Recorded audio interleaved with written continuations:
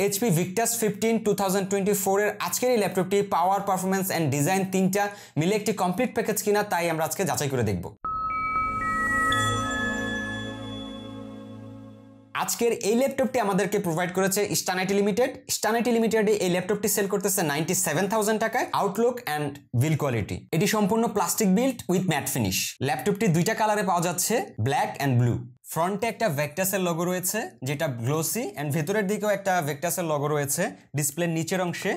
And ট্র্যাকপ্যাডটা মোটামুটি বেশ বড় সাইজের একটা ট্র্যাকপ্যাড। ল্যাপটপটার পেছনে দুইটা বড় সাইজের রাবার প্যাড রয়েছে যেটা ল্যাপটপটাকে একটু লিফট করে রাখে। এছাড়া পেছনে অলমোস্ট 40% এয়ার ভেন্ট, যেটার জন্য আপনি কোনো এয়ার ইনটেকে কোনো সমস্যা ফেস করবেন না। এক্সস্টের জন্য ফ্রন্ট সাইডে বেশ বড় সাইজের একটা কাট আউট দেওয়া রয়েছে। ওয়ার্ড কানেক্টিভিটির মধ্যে রয়েছে ডান সাইডে ফুল সাইজের একটি HDMI, USB 2.1, ethernet port and type C power port with power delivery. On the other side, charging port, 5 Gbps এর একটি high speed USB type A, 3.5mm headphone jack. তাছাড়া স্পেশালি কন্টেন্ট ক্রিয়েটরদের জন্য ল্যাপটপটির নিচের দিকে ডান সাইডে ফুল সাইজের একটি SD কার্ড স্লট রয়েছে। এই ল্যাপটপটির ওজন উইদাউট চার্জার 2 কেজি 29 গ্রাম। কিবোর্ডে কোনো ফ্ল্যাক্স নাই। ল্যাপটপটিতে একটি ফুল সাইজের চিকলেট কিবোর্ড ব্যবহার করা হয়েছে যার কি travel distance and clicky feedback যথেষ্ট ভালো। হোয়াইট ব্যাকলাইট দেওয়া আছে যেটা যথেষ্ট ব্রাইট, যাতে আপনি অন্ধকারে কাজ করতে কোনো রকম সমস্যা ফেস করবেন না। ফ্রন্ট সাইডে দুটো স্পিকার আছে।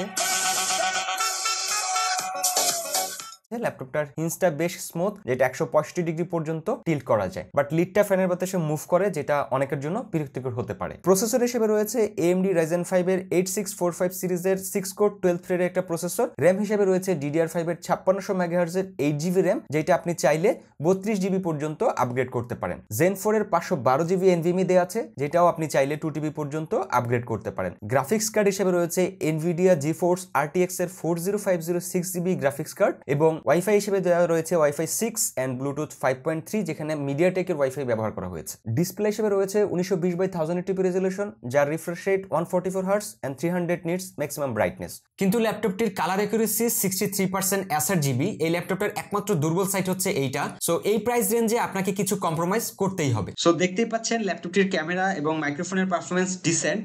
এই ক্যামেরায় আপনি 720p তে 30 fps এ রেকর্ড করতে পারবেন। CPU GPU র পারফরম্যান্সের ধারণার জন্য Cinebench R23 তে আমরা পেয়েছি CPU সিঙ্গেল করে 772 PTS, মাল্টি করে 8143 PTS।